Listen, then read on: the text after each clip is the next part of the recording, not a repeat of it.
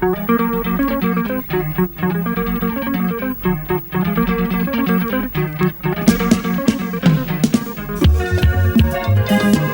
vie des hommes. L'album Still Alive est un hommage des Pays-Bas à l'un des monstres sacrés de la musique africaine, le Zaïrois Francis Lokangala Tchimpene Luambo. Ce poids lourd, connu sous le nom de Franco, fait à jamais partie du patrimoine artistique africain. À la tête du groupe tout-puissant OK Jazz, Franco a été durant 33 ans une sommité de la musique zaïroise et un ambassadeur musical de l'Afrique en Europe, en Amérique et même en Asie. Sa mort, le 12 octobre 1989, à Bruxelles, a été un grand choc pour ses admirateurs, bien que la plupart s'y attendaient. En effet, fin septembre, lors de sa dernière représentation à Amsterdam, les 5 minutes durant lesquelles il fut en état de monter sur scène laissèrent sur le public une impression inoubliable.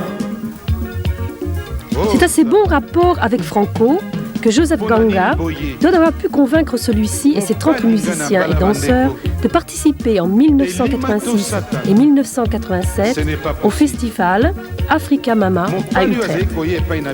Son apparition sur scène, tard dans la soirée, est demeurée légendaire pour bon nombre de ses fans, car ce fut l'un des meilleurs concerts qu'il ait jamais donné.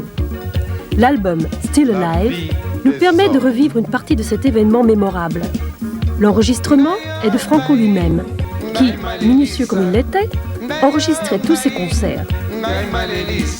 Il a remis à Joseph Ganga la bande magnétique en lui disant de voir s'il pouvait en faire quelque chose. 3 ans plus tard, les organisateurs d'Africa Mama ont jugé que ce concert du grand maître devait être mis à la disposition du public, afin de faire revivre dans nos mémoires ce phénomène de la musique que fut Franco. Franco est le seul musicien à avoir su développer un style propre dans le cadre de la musique africaine. Un style inspiré dès le début de la rumba, mais à laquelle il imposa un rythme plus rapide, qu'il baptisa Rumba Odemba. Influencé ensuite par les changements culturels apportés au Zaïre par le président Mobutu, il y ajouta des éléments folkloriques zaïrois. Une de ses particularités, dans les années 70, était que les musiciens du tout-puissant OK Jazz accéléraient à un moment donné le rythme de la rumba Odemba pour le rendre infernal, justifiant ainsi le dicton du grand maître « On entre OK, on sort KO ». Ces dernières années, ce rythme est devenu beaucoup plus modéré et forme la base essentielle de la musique de Franco. Le public est surtout fasciné par la technique de Franco à la guitare, qui consiste à pincer 2 cordes en brodant sur un thème donné par le kalimba traditionnel. Cette virtuosité lui a valu le surnom de magicien de la guitare. En outre, il possède un indéniable talent de parolier. Ses textes ont pour thème la vie quotidienne, les rapports entre hommes et femmes et les maux de la société. En 1980, il reçut du syndicat zaïrois des musiciens le titre de grand maître.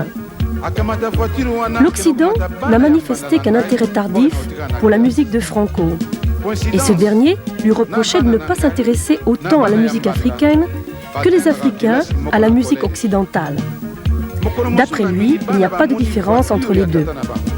Bamoni pe tata na bango na kati ya voiture bakatse que tata na bango asali bango plaisir aye kozwa bango na midi bazonga na ndako nzoka nde tata na bango akana kamata bana ya mbala bana balandi voiture tata na kobanga etika moke anyata bana na voiture nzambe bana bazongi na ndako basali ngai rapport wana pasi nyonso wana nzambe natia yango wapi na mabele oyo nazali komilisa bana ce n'est pas possible nzambe kaka ngayo mama souffrance kaka ngayo tata ngai malelisa ngai malelisa mobali alingaka ngai mobali amonanaka te abotisa ngai ebele mobali akima bana ngai malelisa